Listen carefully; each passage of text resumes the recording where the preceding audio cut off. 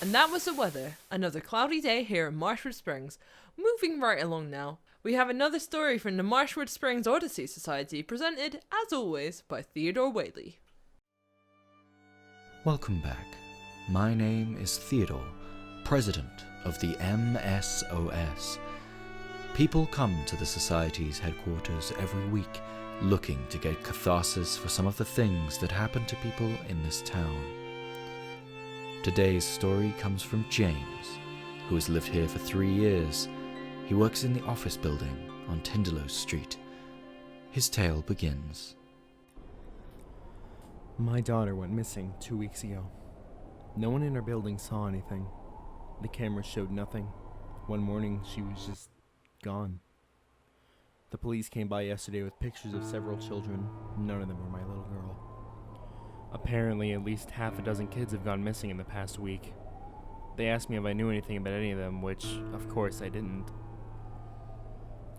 They left shortly after, telling me to let them know if I have to go anywhere, for any reason. Later that night, I went to my daughter's room. It had been left in the same condition it was that morning. Even her little blue bunny still rested against her pillow.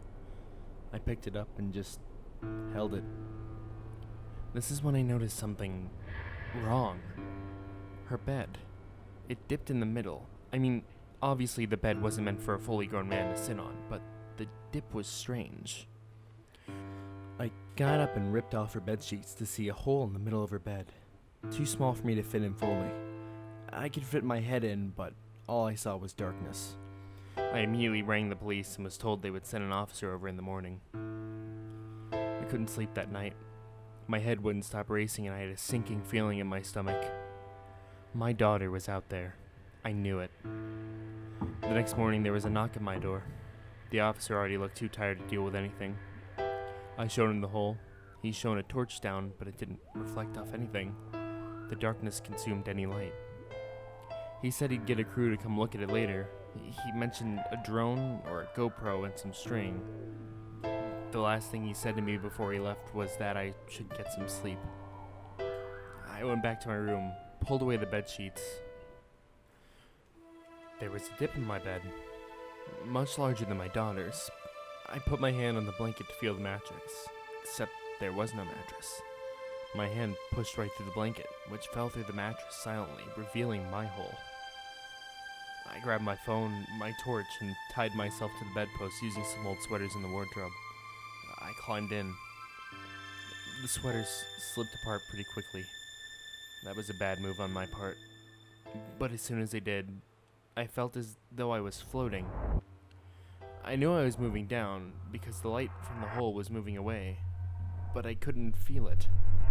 It felt like I was being pushed and pulled in every direction at once. There was no wind, no gravity to tell me which way I was going. I was frozen. I didn't know what to do. I was sure this is how it was going to be forever.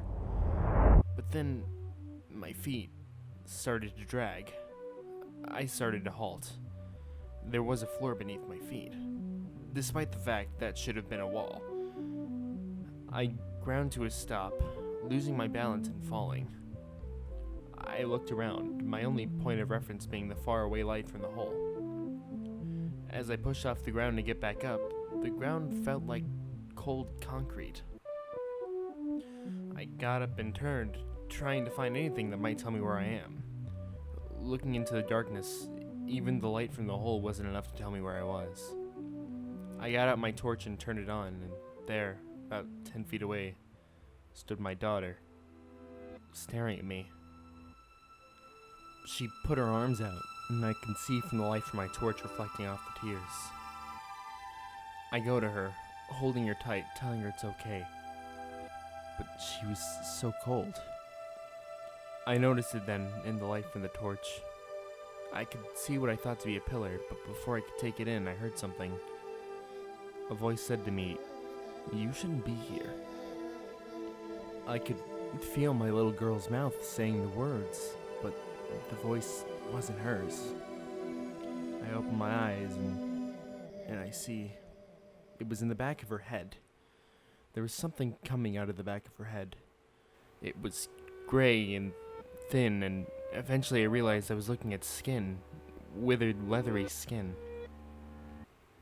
It went up and attached to a body, 10 feet up at least. It was its eyes. The light from my torch reflected off its eyes that were staring down at me with contempt. I scrambled back, and now I could see it. Squatting down behind my daughter was a humanoid figure, and even squatting, it was at least 10 feet tall. Its arms and legs were so long, and it looked at me with such anger. It raised its arms, my daughter, that puppet, coming with it, and pushed toward me, scraping her feet on the concrete floor. It tells me again through her mouth, "You're not meant to be here." As it pushed her body toward me, I screamed. I got up and run, straight for the hole. A moment later, I hear a creaking sound, like the sound the branch of a tree makes before it breaks, and then a stomping. It was coming for me. Eventually, the stomping stops. And in a brief moment of bravery, I turned my head to see. There was nothing but darkness. I shine my torch behind me and I see it. The creature stood, facing towards me. It must have been taller than a house. Its puppet is limp by its side, but as it sees I'm looking at it again, its towering form hunches over, holding out its puppet. The thing belts towards me. I could see it was moving much faster than I could ever. But I had no hope but to try to run faster, but the stomping just gets louder and louder. It was just about to reach me, and I was just about to reach the hole. I felt it. The creature swept me up, picking me up off the ground, squeezing me tightly. One of my arms was trapped in its grip with my body, and as its grip tightened, I felt something in my arm grind together, followed by shooting pain. I screamed, but the thing kept lifting me. I couldn't see it in the darkness, but I knew it was lifting me right to its face. I could feel its eyes burning into me. And then it let go, and I fell. I fell down until I passed what should have been the ground and found that I was back in my bedroom. I fell up until my feet hit the ceiling, then straight back down onto the bed, the hole gone. I went to the police and they said I should get some rest, that I was sleep deprived, but I know it was real because that thing broke my fucking arm. You're the only one left I can go to. Please say you believe me, Theodore. Thank you, James. And I urge anyone to go to the police if they have any information regarding the recent disappearances.